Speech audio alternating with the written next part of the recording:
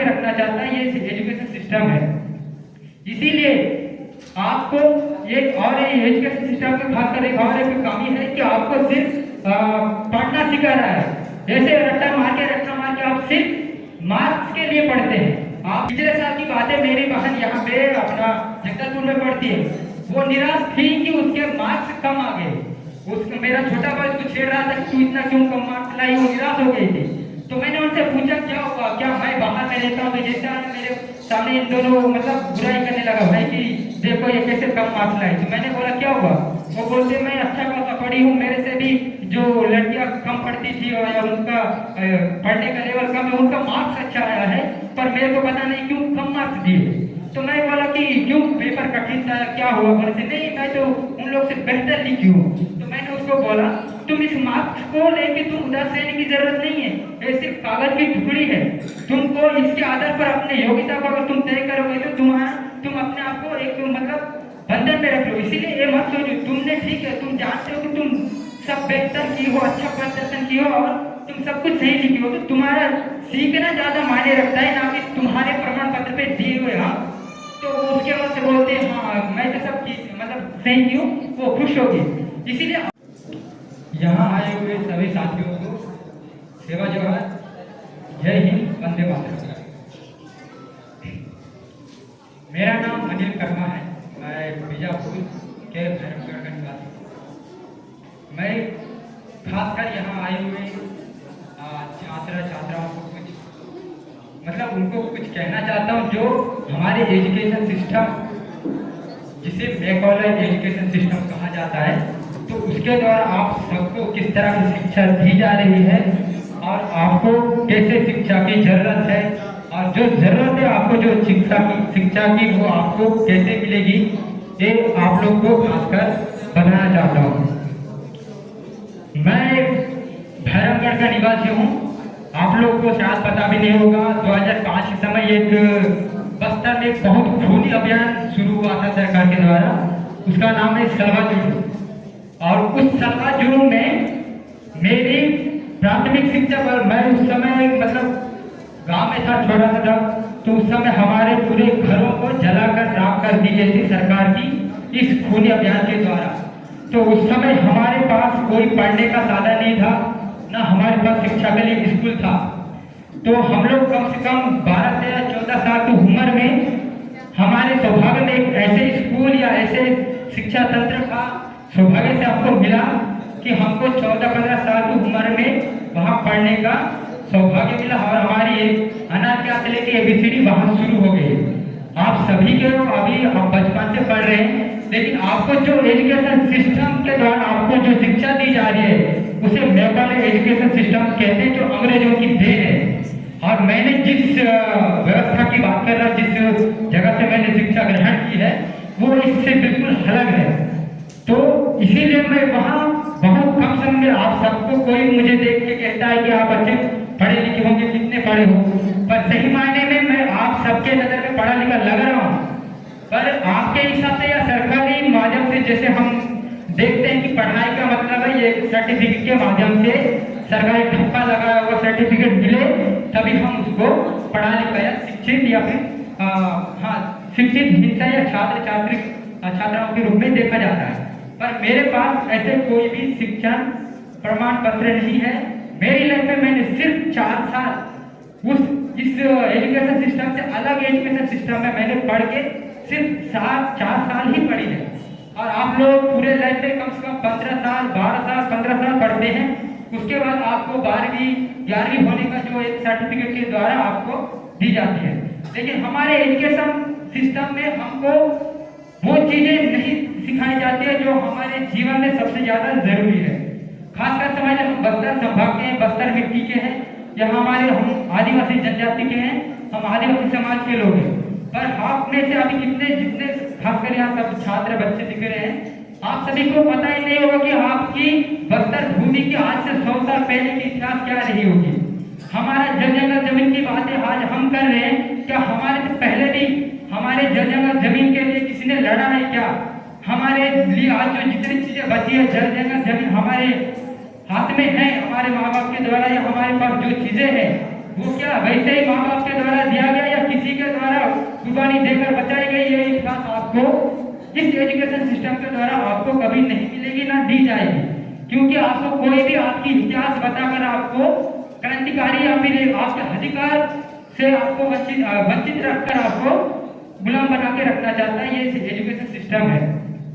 इसीलिए आपको एक और एजुकेशन सिस्टम का खासकर एक और एक कमी है कि आपको सिर्फ पढ़ना सिखा रहा है। जैसे रट्टा मार के आप सिर्फ मार्क्स के लिए पढ़ते हैं। आपको आपके जो प्रमाण पत्र है उसमें एक अच्छे मार्क्स लाए, अच्छे मार्क्स आए तो आप खुश हो जाते हैं कि मेरे को इतना मार्क्स में मैं पास हो गए। लेकिन क्या उस मार्क्स से आपके जीवन में कोई मायने रखते हैं? जो चीजें मायने रखते हैं उसका आपको जीवन में और शिक्षा से मिला नहीं, फिर भी आप उस प्रमाण पत्र के माध्यम से आप खुश होते हैं कि हमको इतना मार्क्स के माध्यम से हम पास हो गए। इसीलिए आप इस एजुकेशन सिस्टम से सिर्फ आपको मार्क्स तक का ही सीमित रखती है। इसीलिए आप लोग अपने जीवन में अगर खुद से इस एजुकेशन सिस्टम को छोड़ के अगर अपने आप को तुम लोग चाहते हो कि हम खुद को एजुकेट करें या खुद को बेहतर सिखाए, तो इसके लिए आपको अपने आप के अंदर एक ऐसी सीख का भूख रखनी चाहिए। मतलब आपको जो किताब है उसे एक पेन लेके, पेंसिल लेके या फिर किताब लेके आप स्कूल में जा रहे हैं, पढ़ रहे हो, वही पढ़ाई नहीं होती। मेरा एक शिक्षक है, हमें हमेशा से कहा जाता था कि आप लोग सिर्फ पेन और किताब और एक पढ़ने क्लास में आते हो उसी को पढ़ाई मत समझो। जीवन में हर चीज जो तुम कर रहे हो इस उम्र में, वो हर चीज तुम्हारे लिए पढ़ाई है। चाहे हम गाने के रूप में सुन रहे हैं या किसी फिल्म के रूप में देख रहे हैं या किसी नाच, मतलब जो भी चीजें आंखों के माध्यम से आप शिक्षा ले सकते हैं, फिजिकल एक्टिविटी करते हुए शिक्षा ले सकते हैं, तो इस तरह की सारी चीजें की पढ़ाई होती है। इसीलिए आप एक सीमित आपको बना दी गई है कि सिर्फ क्लासरूम में जाएंगे, वहां पढ़ेंगे, उसके बाद जो चीजें मिलेंगी वही है हमारी शिक्षा। इसीलिए आपको अगर अपने आप को एजुकेट करना है, अपने इतिहास को जानना है, हमारे पूर्वजों ने जिस तरह से हमारे जल जमीन की रक्षा के लिए अपनी कुर्बानियां दी है, उस इतिहास को हमने हमारे स्कूल में कम से कम दूसरी तीसरी में मतलब 2 साल के अंदर हमारे बस्तर की इतिहास क्या है सब जान लिया। गुंडादुर कौन है, बाबूराव कौन है, गैन सिंह कौन है, किस तरह से उन लोगों ने हमारे जमीन के लिए कुर्बानियां दी। उससे पहले भी महान भूमिका क्रांति महान भूमिका दिवस मनाया जाता है, उसका इतिहास 150 साल के इतिहास है महान भूमिका दिवस। वो सारे इतिहास हमको पढ़ाया गया इसलिए क्योंकि तुम्हारी इतिहास, तुम जहाँ पैदा हुए उस जमीन की इतिहास तुमको सबसे पहले जानना तुम्हारा हक है। उसके बाद तुम दुनिया की देश की इतिहास जानो। लेकिन तुम अपने आप को अगर अस्तित्व को नहीं जानते हो, उसके बाद अगर तुम दुनिया की जानकारी रखोगे भी तो कोई मायने नहीं है। इसीलिए आप अपने आप को जैसे अभी जैसे हाईसू है, इस तरह की जो हमारे आदिवासी समाज की जागृति के लिए जिस तरह की संगठनें बनाई गई है, उनके माध्यम से आप अपने आप को जितना हो सके आप पढ़ाई कर रहे हैं ठीक है, लेकिन इस तरह के जो भी कार्यक्रम होते हैं उसके अंदर जाके आप अपने आप को अलग से शिक्षित करने को खुद को वो करने की कोशिश कीजिए। इसी के माध्यम से हम अपने समाज को, अपने हक को, अपने अधिकारों को हम जान सकते हैं। वरना इस सिस्टम के माध्यम से अगर बोले कि हम पढ़ रहे हैं, पढ़ाई से हमको सब कुछ मिलेगा तो नहीं मिलने वाला। उसके लिए आपको आपके दिमाग में सीखने की भूख रखनी चाहिए। इसीलिए आप सबसे निवेदन है कि आप छोटे छोटे बच्चे हैं, आप लोग कभी ये मत सोचिए कि मेरा मार्क्स कम आ गए तो मैं उदास हो जाऊंगा, मेरा ज्यादा आ गए तो मेरा ज्यादा मतलब मैं अच्छा खुश हूँ। नहीं, आप क्या सीखे हैं वो मायने रखता है। पिछले साल की बात है, मेरी बहन यहाँ पे अपना जगदलपुर में पढ़ती है, वो निराश थी कि उसके मार्क्स कम आ गए। उसको मेरा छोटा भाई उसको छेड़ रहा था कि तू इतना क्यों कम मार्क्स लाई, वो निराश हो गई थी।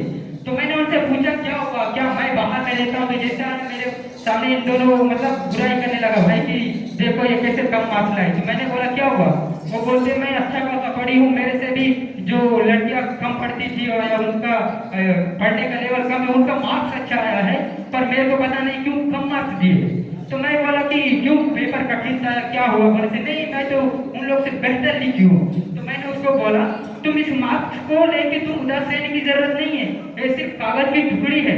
तुमको इसके आधार पर अपने योग्यता को अगर तुम तय करोगे तो तुम अपने आप को एक मतलब बंधन में रख लो। इसीलिए ये मत सोचो तुमने ठीक है, तुम जानते हो कि तुम सब बेहतर की हो, अच्छा प्रदर्शन की हो और तुम सब कुछ सही लिखी हो, तो तुम्हारा सीखना ज्यादा मायने रखता है ना कि तुम्हारे प्रमाण पत्र पे दिए हुए। हाँ, तो उसके बाद से बोलते हैं हाँ मैं तो सब चीज मतलब सही की हूँ, वो खुश होगी।